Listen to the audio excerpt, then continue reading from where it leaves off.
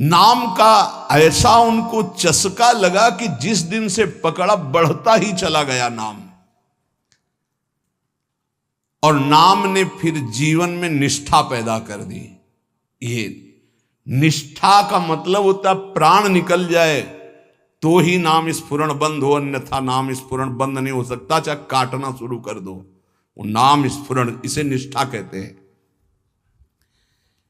श्री हरिदास जी का जन्म बंगाल यशोहर जिले के अंतर्गत बुड़न नाम के एक ग्राम में हुआ था। ये जाति के यवन थे, मुसलमान थे। बाल्याकाल में बड़ी विचित्र लीला हुई। इनके माता पिता पधार गए।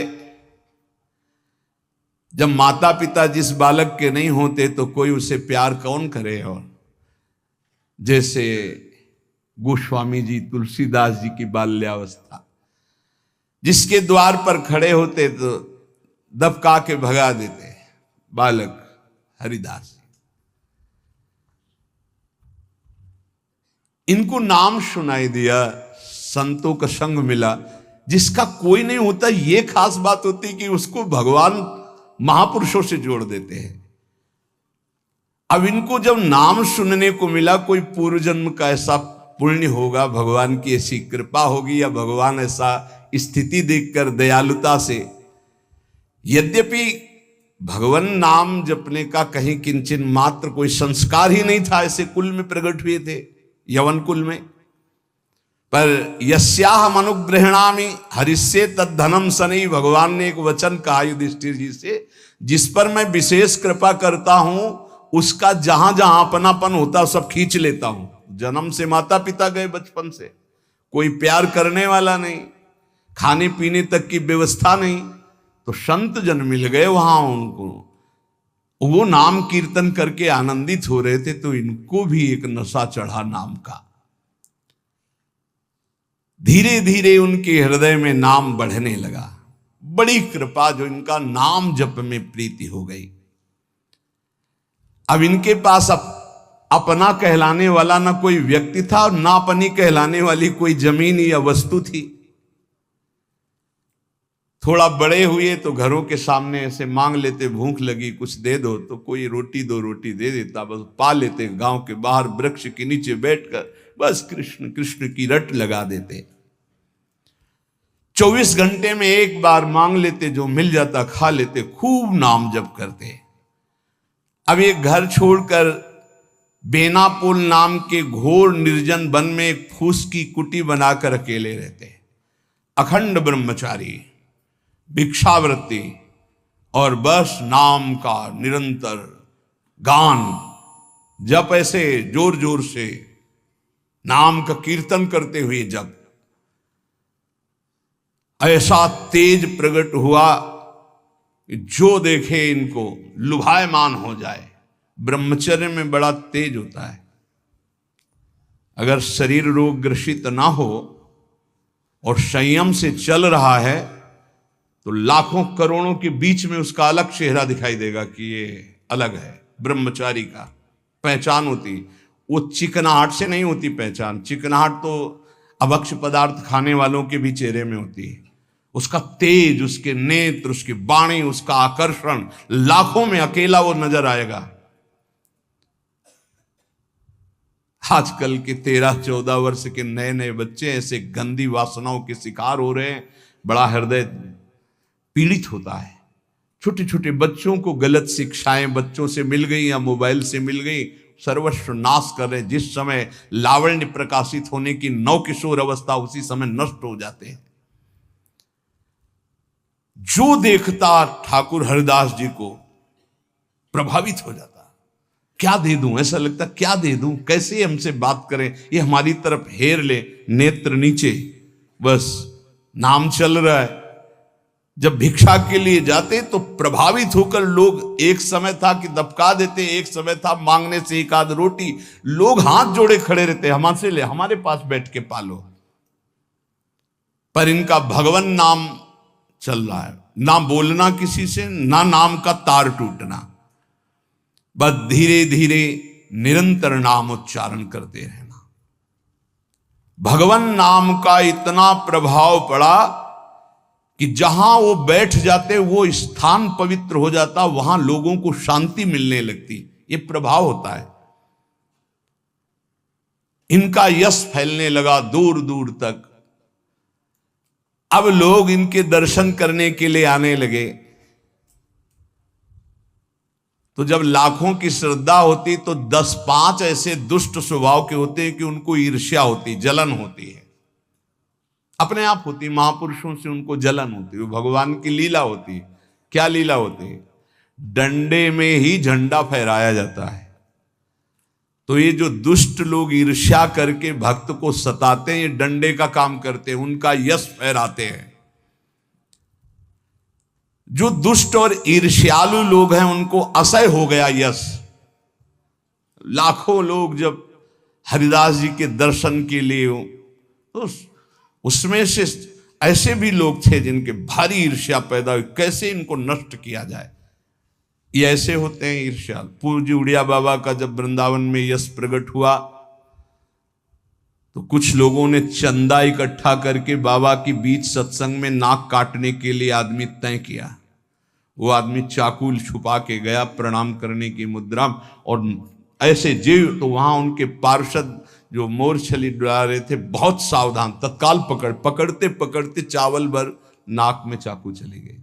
बाबा उनको तत्काल एकांत लाए गुफा में ले गए और कहा, भैया हमने कभी कोई कटु वचन आपको कहा क्या? तो रो पड़ा। बोले, बाबा पैसे में, गरीब आदमी हूं मैं, पैसे में बिक गया। मुझे अमुक ने इतने रुपए दिए हैं और कहा इसके बाद इतने रुपए और देंगे। मैं हाथरस का हूं, मैं गरीब आदमी हूं, केवल पैसे के लिए काम। मैं आपको नहीं जानता था और हमसे कहा गया कि जाइए और ऐसा कर। बाबा मुझसे बहुत गलती। बाबा ने कहा कोई बात नहीं है। कुछ पैसे अपनी तरफ से दिलाए और कहा हाथरस की गाड़ी में बैठाल के आओ। अपने जनों से कहा कसम हमारी है अगर इसको एक शब्द भी कहो।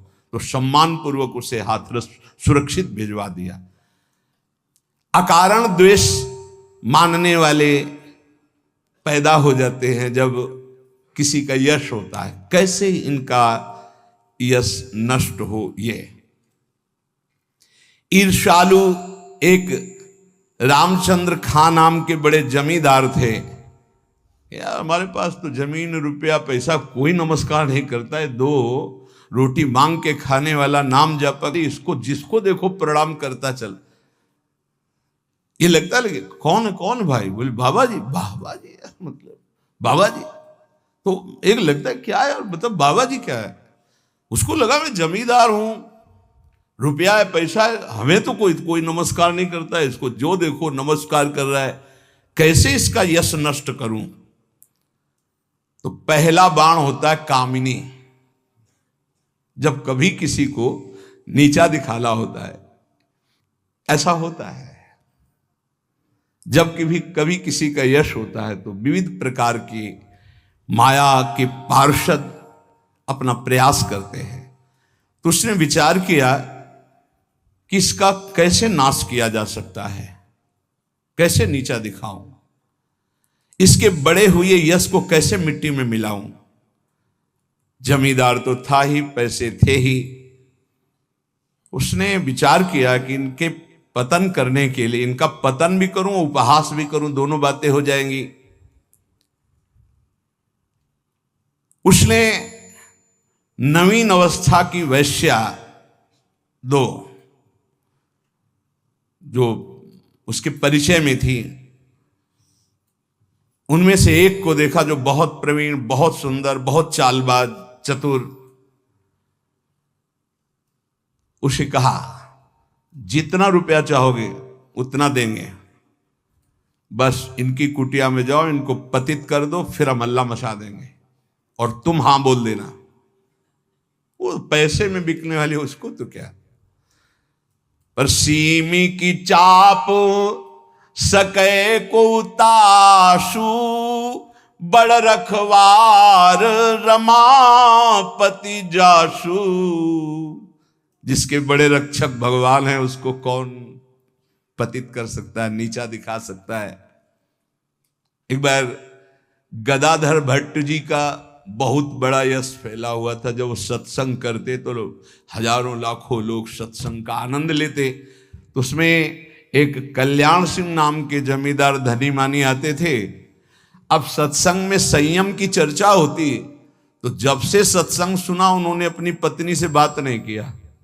गृहस्थ धर्म का जो संयोग है उन्होंने बात ही नहीं की। पत्नी ने देखा कि हमारे वर्षों होते जा रहे हैं और हमारे पति हमारे हाथ से गए। यद्यपि उनके सौम्य बर्ताव, बड़ा साधुता का बर्ताव, पर वो काम से पीड़ित होकर के हमारे जीवन में आग लगाने वाला एक गदाधर भट्ट जी हैं। अगर ये कथा ना करते तो हमारे पति का स्वभाव ना बदलता और हमारा जीवन गृहस्थ धर्म नष्ट ना होता। देख लेंगे हम इनको। और वो जमींदार धन था। एक भिखारिन गली में जा रही थी मांगते हुए, बुलाया उसको, और गर्भवती थी। बोले तुम्हारे गर्भ का खर्चा, परिवार का खर्चा जब चाहोगे उतना धन देंगी, बस एक बात है। उसने विचार किया कि अगर गदाधर भट्ट पर अश्रद्धा हो जाएगी तो मेरे पति पुनः वापस हमें मिल जाएंगे, क्योंकि उन्हीं की बात पर वो आकर के ब्रह्मचर्य रह रहे हैं, संयम से रह रहे हैं। बोले तुम कथा के बीच में जाओ और कह दो जब ये नहीं था तब तो खूब आते थे और जब ये दे दिया तो आने बंद कर दिया, आप क्या व्यवस्था होगी इसकी, बस इतना तुझे बोलना है। वो जानती थी इतना बोलेगी कि लाखों की अश्रद्धा हो जाएगी। खूब सत्संग का रंग जमा हुआ था। इतने में वो आई और ऐसे सामने खड़ी हो गई। सब लोग आश्चर्यचकित। थोड़ा अच्छा कपड़ा पहना दिया था उसको। उसने कहा महाराज अब तो प्रवचन में लग गए, जब गर्भ नहीं था तो खूब आते थे और जब गर्भ रह गया तो अब आए नहीं, इसका पालन कौन करेगा। बोले आराम से बैठो, जिसने गर्भ दिया अवश्य पालन करेगा, हर व्यवस्था होगी। बिल्कुल। वो तो कोई आश्चर्य उनको नहीं हुआ, वो समझ गए कि भगवान का कोई खेल है। उनका आराम से बैठो, पक्का जिसने गर्भ दिया उसका पालन करेगा। बोले बातों में मत फुसलाइए, आप समझ रहे हैं ना। अब काना फूसी हो, ये ऐसा भी है, हम तो ऐसा नहीं। अरे बोले हम तो पहले कह रहे थे। अब उनमें जो तर्क वाले, संशय वाले थे उनके गुट होने लगे, चर्चाएं होने लगी। अब हाहाकार मच गया। तो कुछ तो ऐसे भक्त थे जो प्राण दे दें, तो उनका ऐसा हो ही नहीं सकता, ऐसा नहीं हो सकता। वो एकदम पागल हो गए कि ऐसा नहीं हो सकता। इसके बाद धीरे से सामने से गए, उसको इशारा किया बैग के लिए। वो उठी, पीछे आई। सत्य बोल, अगर सत्य नहीं बोली तो उसने कहा कि हमें क्षमा किया जाए। जब भय चारों तरफ से 50 आदमी श्रद्धालु कि मैं मर सकता हूं लेकिन मार नहीं सकता, ऐसा समझ गई कि मार डाली जाऊंगी। तो उसने कहा एक कोई कल्याण सिंह गए इनमें कथा सुनने वालों में, तो राजपूत थे तो तलवार और सब। वो हाँ मेरा नाम। बोले तो आपकी पत्नी ने इतनी हमको स्वर्ण मुद्राएं दी है और इतनी बाद में देने, केवल ये बोलने को कहा था, सो मैं बोल चल सभा में बोल। सभा में बुलवाया और भागे अपनी पत्नी के। गदाधर भट्ट जी ने कहा यही कथा सुना। अरे वो तो विकार से पीड़ित हो रही, तुम तो सत्संगी हो, धैर्य धारण को कुछ नहीं। क्या ये भगवान की अनुकूल प्रतिकूल माया की लीलाएं होती रहती। शांत, पुनः सत्संग शुरू। और कहा मैं वचन दो हमारे सामने कि तुम अपनी पत्नी को एक शब्द भी नहीं कहोगे। और देखो गृहस्थ में संयम का ब्रह्मचर्य रहा जाता है, उसमें अखंड ब्रह्मचर्य नहीं रहा जाता। पाणी ग्रहण किया है तो संयम पूर्वक, जितना आप प्यार पूर्वक संयम से ब्रह्मचर्य रहो, फिर गृहस्थ धर्म का समझाया उनको। तो बड़े बड़े महापुरुषों के जीवन में होता है। रामचंद्र खान ने एक वैश्या से कहा तुम जितना रुपया मांगोगे देंगे, इनको भ्रष्ट कर दो, फिर हल्ला मचा देंगे, फिर इनका सब यश धूल दूषित हो जाएगा। पर उनको ये नहीं पता था कि ये भगवान के दास हैं, इनकी सुरक्षा स्वयं भगवान करते हैं। करो सदा तिनके रखवारी, जिम बालक राखे महतारी। जैसे मां दिखाई नहीं दे रही, बालक खेल रहा है, लेकिन पक्का मानिए मां की दृष्टि वही है, अपने बच्चे पे है। कहीं कोई ऐसी बात ना हो जाए जो हमारे बच्चे को दुख हो जाए। वो कार्य करती हुई एक दृष्टि में देखती रहती है। मेरे प्रभु अपने जन को हर समय देखते रहते हैं, हर समय से। जहां मेरा भक्त चरण रखे वहां रखूं मैं हाथ। बस लीला समझ पाना बहुत कठिन है भगवान की।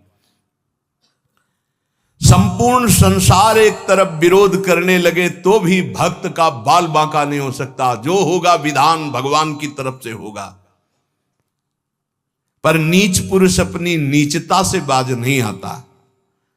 उसने 16 वर्षीय वैश्या को, जो बड़ी रूपवती थी, बड़ी प्रवीण थी, चालबाज थी, चतुर थी, उसको खूब श्रृंगारित करके भेजा, जाओ और उनको भ्रष्ट कर दो। जंगल में रहते थे। उसको भी गर्व था कि कोई ऐसा पुरुष पैदा नहीं हुआ जिसको मैं चाहूं और भ्रष्ट न कर सकूं। पर उसको क्या पता था कि परम पुरुष का दास ऐसा होता है। हरिनाम में डूबे हुए श्री ठाकुर हरिदास जी उसकी कुटिया में गए। ठाकुर हरिदास जी ने कृष्ण कृष्ण कृष्ण, शांत बैठे हो अपने कृष्ण कृष्ण, बार बार बोलना चाहती कुछ बात कर, हरे कृष्ण हरे कृष्ण। सुबह से गई, पूरी शाम हो गई, कृष्ण कृष्ण कृष्ण। जहां वो कुछ बात करने को होती, मां हमारा नाम पूरा हो जाए, फिर वहां 1000-2000 नाम थोड़ी, लाखों की संख्या में 3 लाख नाम तो जोर जोर से जपते थे। वो बार बार बैठी उनकी मुख कांति को देखती रहती, बैठी रही।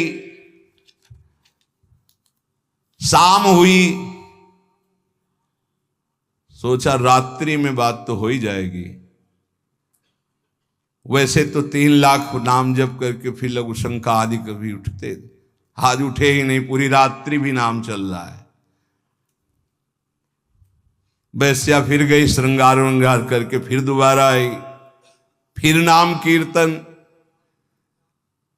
जब बीच में बोलने की बात करती तो हरे कृष्ण कृष्ण। कितनी कृपा वैश्या के ऊपर। ऐसे महापुरुष को बराबर देख रही, उनका नाम सुन रही। तीसरे दिन एकदम विचलित होकर के, आप हमसे बात क्यों नहीं करते? रुके, हाथ जोड़ा और कहा आपसे अच्छे से बात करूंगा, हमारी नाम जप की अभी संख्या पूरी नहीं हुई, उसको पूरी हो जाए। ऐसे अमृतमय वचन की हृदय एकदम हाय मच गया। ये क्या? वैसे मैं पापनी हूं, नीच हूं, गंदा आचरण करती हूं, ऐसे महापुरुष के लिए गंदी बात सोच रही। 3 लाख नाम की फिर तार चल पड़ा, हरे कृष्ण। उच्च स्वर से रोने लगी वो, शुरू हो गई हरे कृष्ण हरे कृष्ण। साथ में हरिदास जी ने देखा, हा अब क्या महापुरुषों का प्रभाव। हरिदास जी अब बोले, हाँ अब बात कर सकती हो। तो बात करने लायक ले रह गई थी। अशुभ प्रवाह चल रहा था और कृष्ण नाम चल रहा था। उठी और चरणों में लौट गई, का धिक्कार है मुझ निज पापनी को कि आप जैसे महापुरुष के लिए मैंने गंदी बात सोची, मुझे क्षमा कर दीजिए। चिल्ला चिल्ला करके रोने लगी। उन्होंने कहा, दुखी नहीं होना, मेरे प्रभु तुम पर बहुत कृपा किए हैं। वो आंखों से आंसू बहाती जा रही, गदगद कंठ से कह रही, पतित पावन आप मुझे स्वीकार कर लीजिए, मैं आपकी चरणों की दासी हूं। आप तो अहेतुकी कृपा करने वाले परम दयालु हैं। आप पात्र और अपात्र का विचार न कीजिए, मुझ जैसी नीच को स्वीकार कर लीजिए। और चिल्ला चिल्ला के रोने लगी। हरिदास जी ने कहा, जो नाम सुन रहा है वो नीच कैसे हो सकता है? उन्होंने कहा, आप मुझे जानते नहीं, मैं वैश्या हूं, मैं लोक निंदित हूं, मैं बहुत ही गंदी हूं, मैं खोटी बुद्धि से आपको भ्रष्ट करने आई थी। हरिदास जी ने कहा, इस समय आपके हृदय में क्या है? बोले, भगवान बस आपकी दास्ता, आपके आदेश का इंतजार। मैं क्या करूं, मुझे आदेश कीजिए। मैं नीच कैसे पवित्र हो सकती हूं?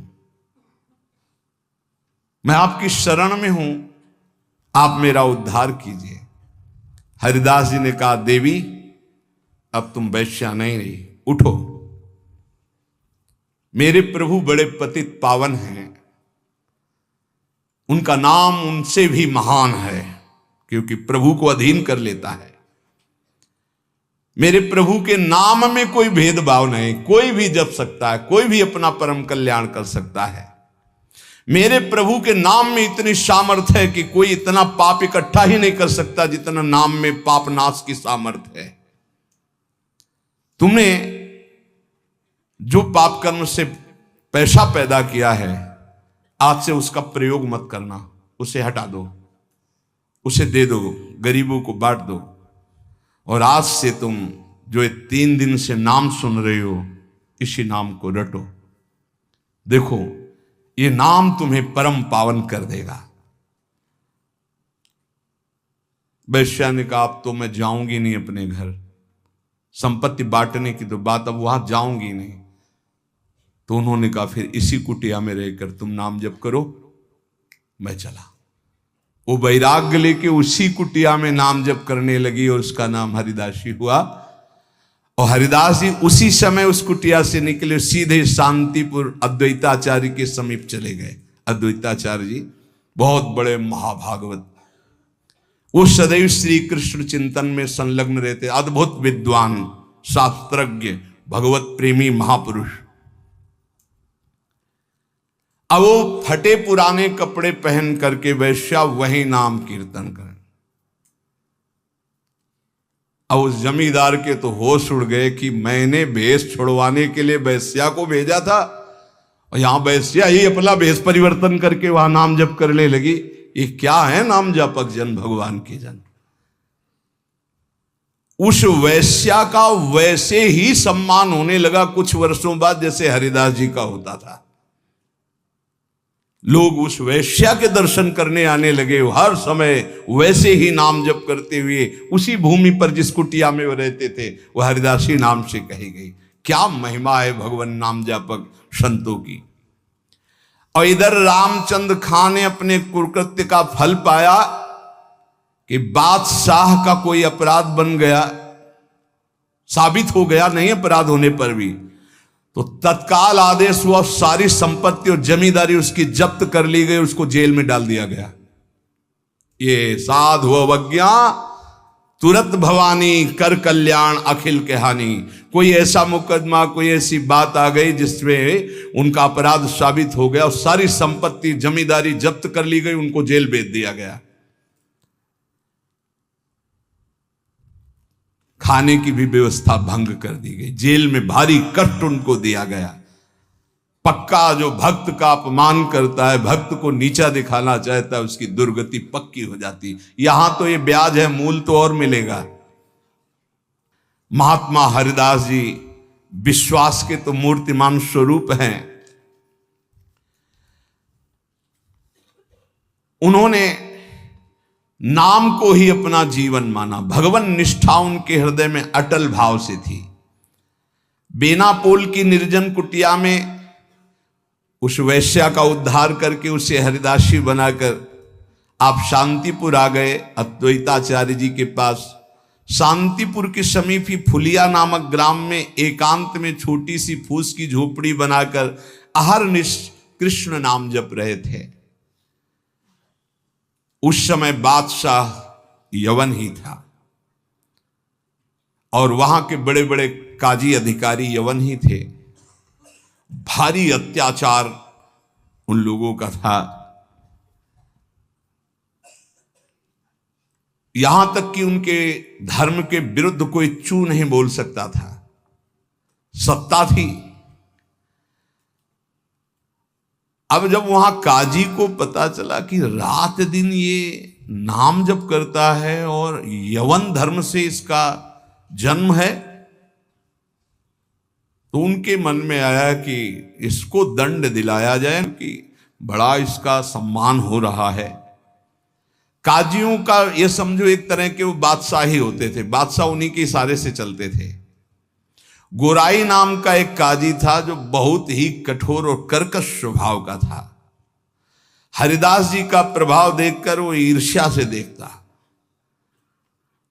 मतलब कुछ लोग ऐसे देखते हैं कि बस उनके पास जो है वो भस्मासुर वाली ताकत नहीं है कि हाथ धर दे भस्म हो जाए, नहीं तो भक्तों को वो भस्म ही कर दे, ऐसी दृष्टि होती है। वो दृष्टि से पता चलता है। वो हरिदास जी को ऐसे देखता कि कैसे इनको नष्ट कर दूं। और जब उसको ये पता चला कि यवन धर्म के ही हैं, तब तो बढ़िया उसको रास्ता मिल गया। हरिदास जी का प्रभाव दिनों दिन बढ़ता चला जा रहा था। उसने विचार किया कि यवन धर्म के होकर के हिंदू धर्म का नाम ले रहे हैं, ये तो कुफ्र है, काफिर है। ऐसा काजी ने विचार किया। इसे बादशाह के सामने पहले पेश करें, फिर इसको दंड निर्धारित करें। गुराई काजी ने विरुद्ध राज दरबार में अभियोग चला दिया ठाकुर हरिदास जी की। राज आज्ञा हुई तत्काल गिरफ्तार किया जाए, क्योंकि बादशाह यवन था। हथकड़ी बेड़ियों से जकड़ लिए गए ठाकुर हरिदास जी। डरना नहीं, ये डिग्री वालों की बात है जो उच्च कोटि के महापुरुष है। तुम मत सोच लेना कि हम राधा राधा जपेंगे तो, हाँ ऐसा नहीं। भगवान वो सामर्थ्य देते, जो प्रहलाद जी को सामर्थ्य दी वही ऐसे भक्तों को सामर्थ्य देते। ऐसा नहीं है कि अपने सामर्थ्यहीनों को ऐसा प्रश्न कर, ऐसा नहीं, डरना नहीं कि भगवान बड़ी भारी परीक्षा लेते हैं। हथकड़ी बेड़ियों से जकड़ लिए गए और इनको पेश किया गया निरपराध हरिदास जी को अपराधी की तरह। बादशाह ने देखा 9 युवक तेज से प्रभावित, मानो पूरा सभा आश्चर्यचकित और आलोकित हो गई हो, प्रभावित हो गए जो यवन बादशाह थे, और कहा सम्मान से इनको बैठा ला जाए। आसन दिया गया, आसन पे बैठे। हरिदास जी जब बैठ गए तो बादशाह ने कहा कि आपने स्वाभाविक धर्म परिवर्तन किया है, तुम्हारा जन्म तो मुसलमान के घर में हुआ है, और ये तुम्हारी, जैसे अपने भगवान का नाम लेते हैं तैसे अपने भगवान का नाम लेके बोले कि तुम्हारी तो कृपा ही जो है, जो यवन धर्म में तुम्हारा जन्म हुआ। बादशाह ने कहा तुम काफिरों का आचरण क्यों करते हो? इससे तो तुम्हें नर्क जाना पड़ेगा। मुझे बड़ी दया आ रही तुम्हें देखकर, दंड देना नहीं चाहता, फिर भी तुम तौबा बोलो, प्रायश्चित करो और कलमा पढ़ो, छोड़ो इसे, तो तुम्हारे दंड में हम कुछ कमी कर सकते हैं, नहीं तो भयानक दंड तुम्हें मिलेगा, क्योंकि तुम काफिर हो। सुख की प्राप्ति धर्म से चलने से होती, तुम धर्म का त्याग कर चुके हो। हरिदास जी ने कहा श्रीमान महाशय, आपने जो कुछ कहा आप अपने ज्ञान के अनुसार, विश्वास के अनुसार, धर्म के अनुसार ठीक बोल रहे हैं। आपका विश्वास आपको फल देता है, ठीक कह रहे हैं। क्या कोई हिंदू आपके धर्म को स्वीकार करेगा? अगर स्वीकार करेगा तो उसे नरक मिलेगा? बोले नहीं, वो स्वीकार कर सकता है और उसकी भगवान की कृपा होगी। वो अपने भगवान का नाम लेते हुए बोले हाँ, तो क्या कोई इस्लाम छोड़कर अगर हिंदू धर्म को स्वीकार करता है, क्या उसके ऊपर भगवान की कृपा नहीं होगी? क्या वो भगवान का भजन नहीं करता? फंसा लिया। काजी बीच में बोल पड़ा, देखो साहब, इसकी बातों में मत आना। अगर आप इसको छूट दी तो आगे आप समझ लीजिए कि आपके धर्म में चलने वाले कितने लोग ऐसा करने लगेंगे। हरिदास जी ने कहा हमारी निष्ठा भगवान नाम में है। आप चाहे अभी इसी क्षण मेरे प्राण ले लो, मेरा नाम रुकने वाला नहीं।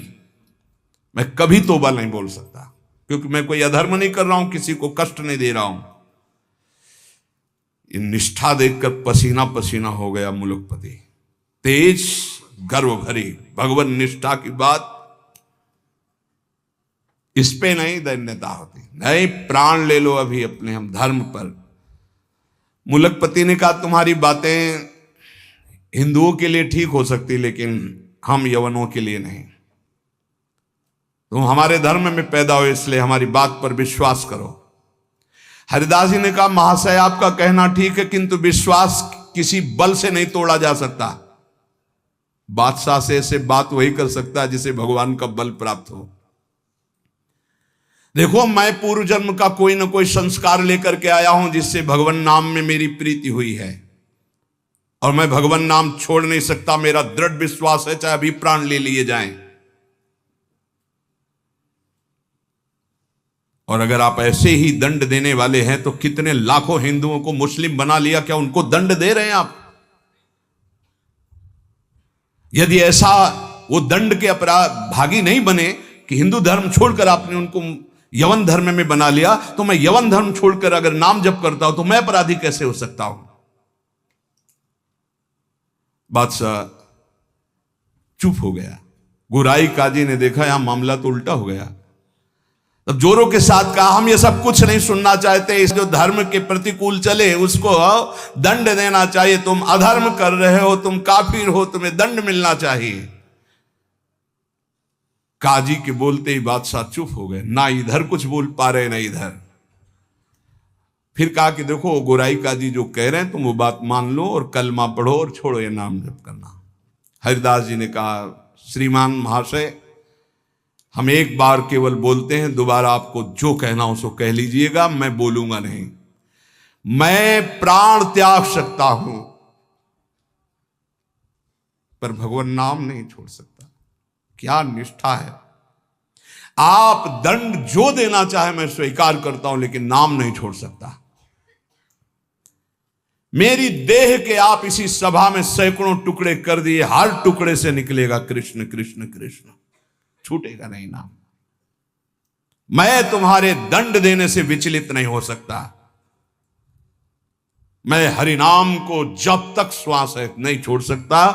अब आखिरी मेरी ये बात है, आप चाहे दंड दें या जो चाहे सो करें।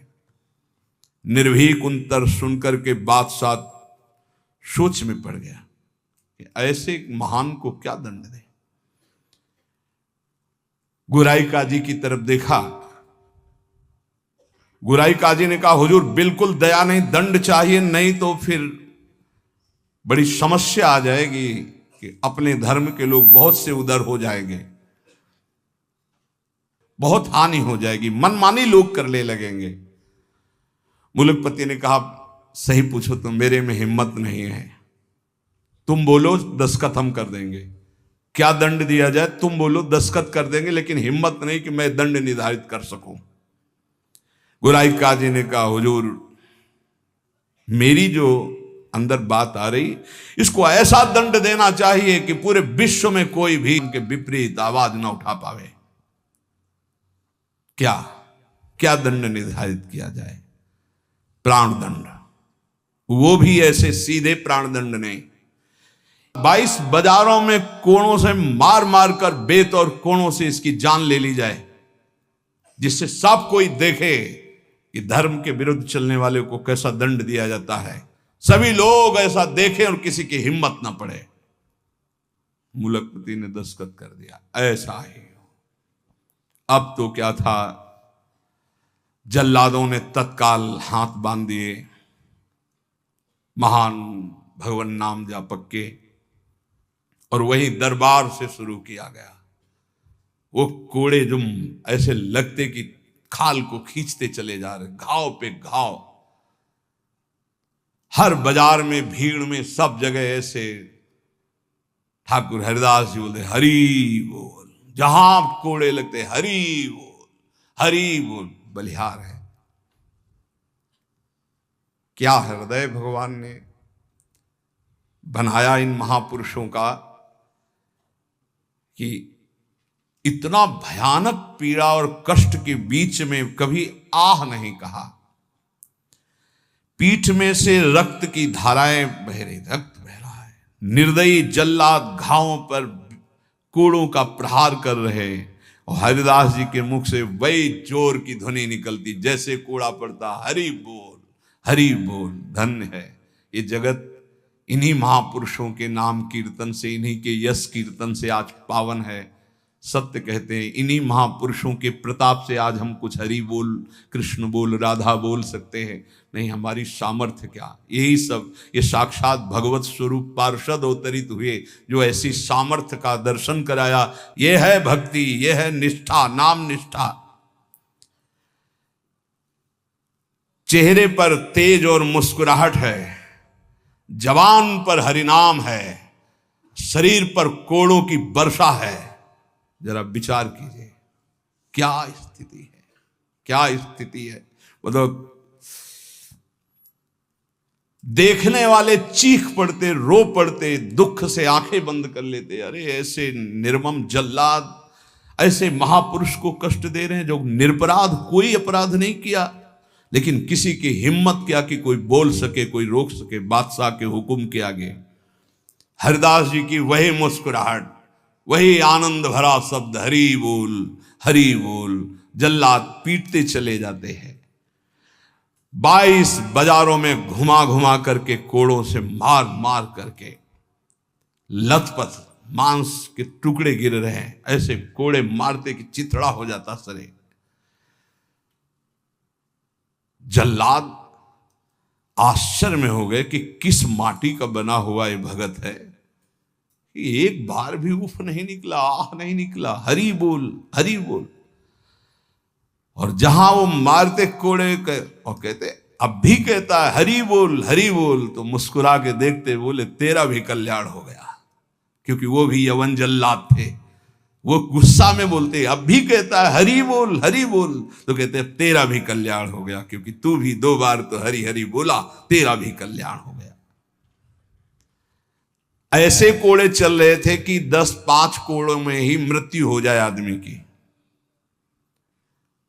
पीठ पर असंख्यों कोड़े,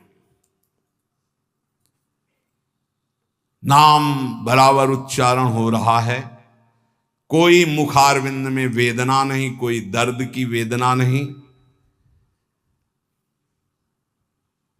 हरिदास जी बीच बीच में भगवान से प्रार्थना करते जा रहे हैं, प्रभु किसी का दोष नहीं, नाथ किसी को दंड मत देना, न इन जल्लादों को, न काजी को, न बादशाह को। प्रभु मेरी प्रार्थना है, किसी को दंड मत देना। प्रभु से बात कर रहे हैं। जो दंड दे रहे हैं उनके लिए वो उसी समय भगवान से प्रार्थना कर रहे हैं कि इनको किसी को कष्ट, क्योंकि पता है प्रभु ये सब भूले हुए लोग हैं, इनके अपराध को आप कभी मानना ही नहीं कि अपराध किया है। कैसे कृपालु भक्त हैं, जिनके ऊपर प्रहार हो रहा है वो प्रभु से प्रार्थना कर रहे हैं, प्रहार करने वालों को कष्ट मत देना प्रभु, ये बेचारे हैं, ये भूले हुए हैं। महात्मा हरिदास जी आखिरी में हरि बोल कहकर मूर्छित हो गए। उन जल्लादों ने देखा कि नस नाड़ी में कोई धड़कन नहीं, अब ये पधार गए। गोराई काजी ने देखा कि हाँ ये पधार गए। सहमति हुई कि अगर इसको जमीन में दफनाओगे तो उत्तम गति होगी उनके अनुसार से, इसलिए इसको गंगा में फेंक दो।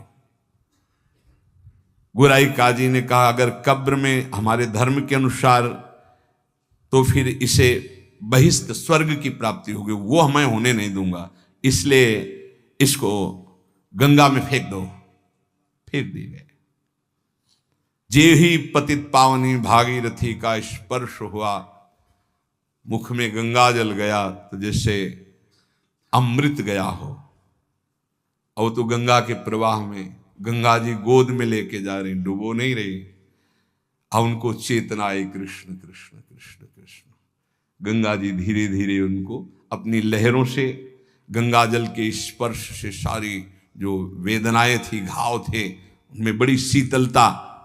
हरिदास जी को चेतना हुई और बहते हुए जब किनारे लगे तो लोगों ने उनको उठाया और फुलिया के समीप उनको गोद में लेकर के ले गए जहां उनकी पहले कुटिया थी।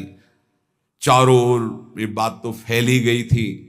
हरिदास जी के दर्शन के लिए भारी भीड़ इकट्ठा हुई। हरिदास जी बैठ करके कीर्तन कर रहे हैं। क्या मतलब, क्या देह है, क्या स्थिति है। इसलिए जैसे भगवान अनंत, उनके भक्त की महिमा अनंत। गंगा जल के स्पर्श से सारे घाव खत्म हो गए, किसी औषधि की जरूरत नहीं पड़ी। चमत्कार। जब बादशाह ने सुना कि वो जीवित है और नाम कीर्तन कर रहे हैं तो विश्वास ही नहीं हुआ गौराई जी को कि ऐसा हो ही नहीं सकता, ऐसा बिल्कुल नहीं हो सकता, क्योंकि कुछ बचा ही नहीं था, इतनी उनकी मार मारी गई थी, ऐसा हो ही नहीं सकता। बादशाह, गौराई काजी सब देखने के लिए आए। जब ये सुना कि बादशाह साहब हटाया गया, बादशाह जाग वही तेज, वही नाम, वही स्वस्थ शरीर। तब उन्होंने गौराई काजी की तरफ देखा और कहा भारी अपराध बन गया, ये कोई साधारण नहीं हो सकते, ऐसा दंड पाने के बाद तो कोई जीवित ही नहीं रह सकता।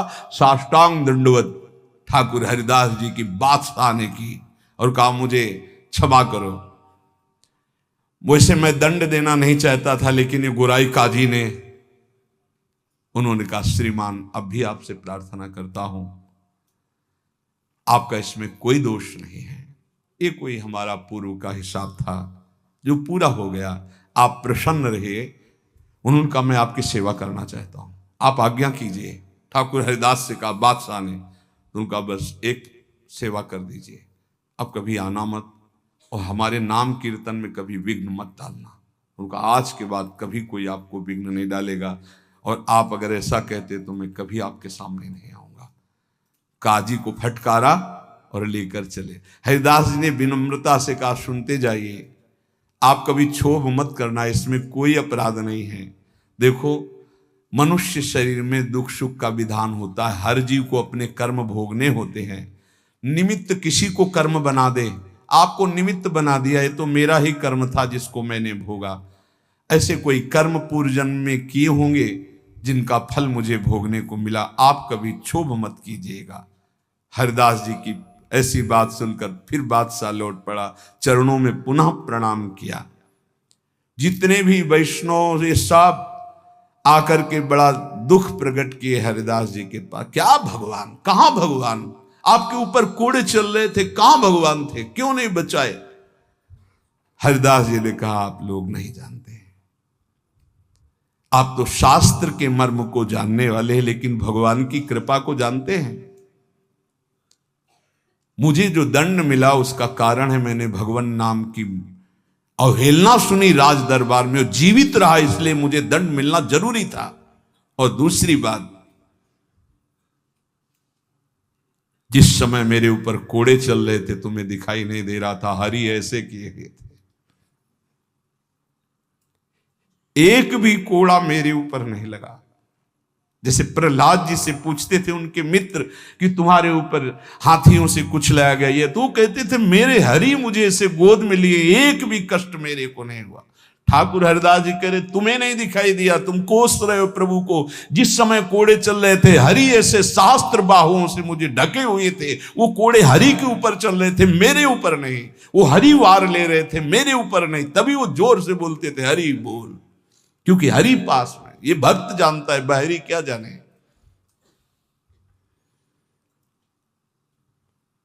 मुझे तो तनिक भी दुख नहीं हुआ, ना क्लेश हुआ। बस आप सब भक्तों से यही कहते हैं, ठाकुर हरिदास जी कह रहे हैं, आप अविश्वास मत कीजिए प्रभु पर। उनके नाम में अपार सामर्थ्य, मुझे जो सुख मिला है वो तुम्हें कैसे बताऊं। जिस समय नाम चल रहा था और कोड़े चल रहे थे, उस समय मेरे को भगवान ऐसे घेरे हुए थे, तुम्हें कैसे बताऊं। शरीर को इतना भी क्लेश नहीं था, ये भक्त ही जानता है। ऐसे उत्तर सुनकर समस्त वैष्णवों को हृदय में संतोष हुआ। नहीं तो एक क्लेश था, कहां है वो भगवान जिनका हम नाम लेते हैं और ऐसे महान भक्त की खाल खींची जा रही है, और वो उस समय कहां है वो जो कहते हैं करो सदा तिनके रखवारी, कहां है। तब ठाकुर हरिदास जी ने बताया, जैसे प्रहलाद जी को सैकड़ों बार भयानक पीड़ाएं दी गई, पर्वत के नीचे दबाया गया, सर्पों के विष से पिलाया गया, डसवाया गया, गैस में बंद किया, क्या क्या कष्ट नहीं, कुछ भी कष्ट प्रहलाद जी को नहीं होता था। हरिदास जी महाराज का स्वस्थ शरीर वहीं फुलिया ग्राम में रहकर निरंतर भगवान नाम कीर्तन। उपासक, जीवन का सबसे बड़ा फल है नाम में प्रीति हो जाना। किसी भी प्रलोभन से लुभायमान होकर नाम मत छोड़ो, किसी भी भय से भयभीत होकर नाम मत छोड़ो, तो तुम्हें दिखाई देगा जैसे ठाकुर हरिदास को दिखाई दिया कि प्रभु हजार बाहुओं से ऐसे, तो एक भी कोड़ा ठाकुर हरिदास जी को दुख नहीं पहुंचा सका। कर तुम अकर तुम मन था, कर तुम श्री भगवान। इसलिए भगवत विधान से प्रारब्धानुसार दुख आवे तो हंसते हंसते उसे भोगो। राधा राधा राधा राधा राधा। कभी अविश्वास मत करो कि भगवान कहाँ, जो हमारे दुख की निवृत्ति नहीं कर रहे। नाम जप करोगे तो अपने आप ऐसा ज्ञान हो जाएगा, अपने आप ऐसी स्थिति आ जाएगी, हर दुख सहने की स्थिति आ जाएगी, हर सुख सहने की स्थिति आ जाएगी। सुख सहन घमंड नहीं, हर्ष नहीं, दुख सहन शोक नहीं, व्याकुलता नहीं, अंदर ही अंदर एक परमानंद की अनुभूति नाम से होती है। अभी वो स्फुरित नहीं हुआ, इसलिए मन विषयों में भाग रहा है। जिस दिन हृदय में परमानंद स्फुरित होगा, आप मन दौड़ाना भी चाहेंगे तो नहीं हटा पाएंगे प्रभु के नाम से मन। ऐसा जैसे हृदय शुष्क है तो काम के लिए, भोगों के लिए, वासनाओं के लिए हमारा मन रुकने पे भी नहीं रुकता, भागता है। और जिस दिन निज सुख मिलेगा, भगवदानंद मिलेगा नाम जप से, उस दिन आपके सामने भोग सुखद होंगे संसारिक, और आपको भोगने की इच्छा नहीं होगी, और आपको भोग के लिए प्रेरित किया जाए तो भी आपके मन में घृणा ही होगी, इच्छा ही नहीं होगी। वो निज सुख है। वो जिस समय स्फुरित होता है तब वो त्रिभुवन विजेता हो जाता है। कोई भी लोकांतर का भोग उसे प्राप्त नहीं कर पाता, और वो सुख नाम से मिलता है। नाम जपते जपते परमानंद का अनुभव होता है, दसों दिशाएं आनंदमयी हो जाती हैं। भाव कुभाव अनख आलसहु, नाम जपत मंगल दिश दसहु। इसलिए भाव बने ना बने, श्रद्धा बने ना बने, नाम शुरू करो। ऐसे पकड़ो कि नाम न छूटे, चाहे प्राण छूट जाए तो जन्म जन्म की बिगड़ी बन जाएगी। भगवान का सानिध्य तुम्हें अनुभव होने लगेगा कि भगवान तुम्हें कितना दुलार कर रहे हैं, प्रिया जी आपको कितना दुलार कर रहे हैं। इसलिए हठ पूर्वक नाम में प्रीति करो, नाम जपने का अभ्यास करो। इसी से सब हो जाएगा। ज्ञान, वैराग्य, भक्ति, प्रेम, योग, जो चाहोगे सब प्राप्त हो जाएगा।